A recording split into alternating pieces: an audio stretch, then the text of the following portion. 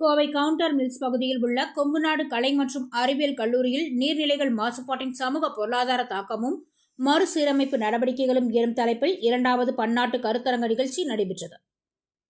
இந்திய அரசின் கல்வி மற்றும் ஆராய்ச்சியை மேம்படுத்துவதற்கான திட்டத்தின் ஒருங்கிணைப்புடன் கோவை கவுண்டர் மில்ஸ் பகுதியில் உள்ள கொங்குநாடு கலை அறிவியல் கல்லூரியில் இங்கிலாந்து டிசைட் பல்கலைக்கழகம், தமிழ்நாடு வேளாண்மை பல்கலைக்கழகம் மற்றும் முனைவர் மா. ஆறுசாமி ஆராய்ச்சி நிறுவனம் ஆகியன இணைந்து நடத்தும் நீர்நிலைகள் மாசுபாட்டின சமூக பொருளாதார தாக்கமும் மறுசீரமைப்பு நடவடிக்கைகளும் எனும் 2வது கருத்தரங்கின் தொடக்க விழா கல்லூரி அரங்கில் நடைபெற்றது.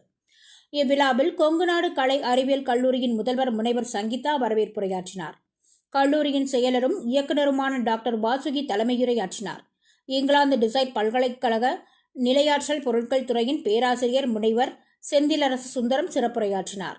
தமிழ்நாடு வேளாண்மை பல்கலைக்கழகத்தின் வேளாண்மை கல்லூரி மற்றும் ஆராய்ச்சி நிறுவனத்தின் முதன்மையர் முனைவர் ரவிராஜ் மற்றும் இந்திய அறிவியல் கழகத்தின் கோவை பிரிவின் ஒருங்கிணைப்பாளர் முனைவர் பால்சாமி ஆகியோர் வாழ்த்துரை வழங்கினர்.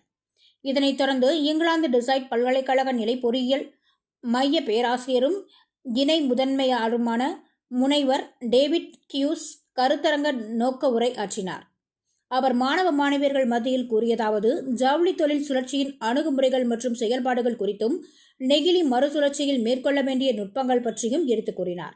ஜவுளி மற்றும் வேதியியல் கழிவுகள் நீர்நிலைகளில் கலப்பதிலிருந்து நீர் ஆதாரங்களை எவ்வாறு மீட்பது, மறுசுழற்சி செய்வது என்பதற்கான வழிமுறைகளை எடுத்துரைத்தார்.